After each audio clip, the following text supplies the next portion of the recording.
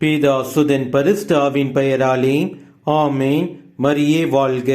இன்றைய வார்த்தை, ஆண்டவர் மீது நம்பிக்கை வைத்தானே அவர் இவனை மீட்கட்டும், தாம் அன்பு கொண்ட இவனை அவர் விடுவிக்கட்டும்.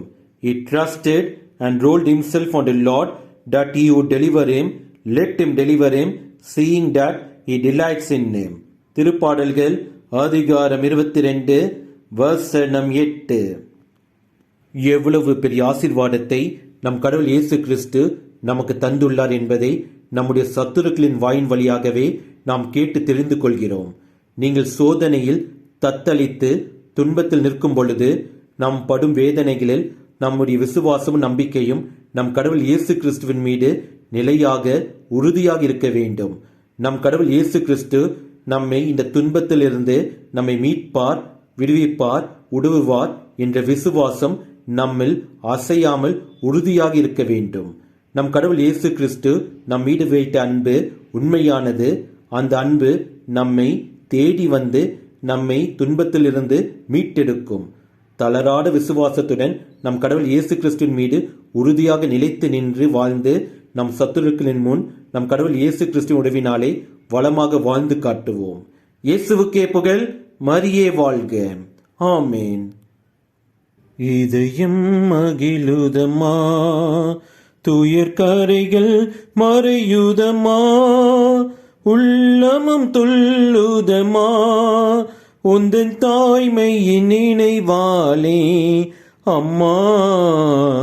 இதயம் மகிழுதமா, தாயெனும் போதினிலே மனம் தான் உன்னை தேடுதமா, தாயெனும் போதினிலே மனம் தான் உன்னை தேடுதமா, ஈன்ற தாயும் போற்றும் உந்தன் பாதம் பணிந்திடுவேன் அம்மா.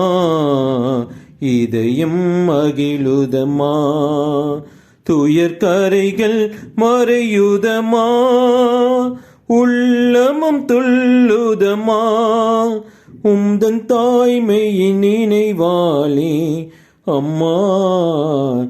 இதயம் மகிழுதமா, வாழ்வெனும் பாதையிலே ஒளி விளக்காய் நீ இருப்பாய், வாழ்வெனும் பாதையிலே ஒளி விளக்காய் நீ இருப்பாய், உண்மை மனதும் உயர்வு நெறியும் நிறைந்து வாழ்ந்திடுவேன் அம்மா. இதயம் மகிழுதமா, துயர் கரைகள் மறையுதமா, உள்ளமும் துள்ளுதமா, உந்தன் தாய்மையின் நினைவாலே அம்மா. இதயம் மகிழுதமா.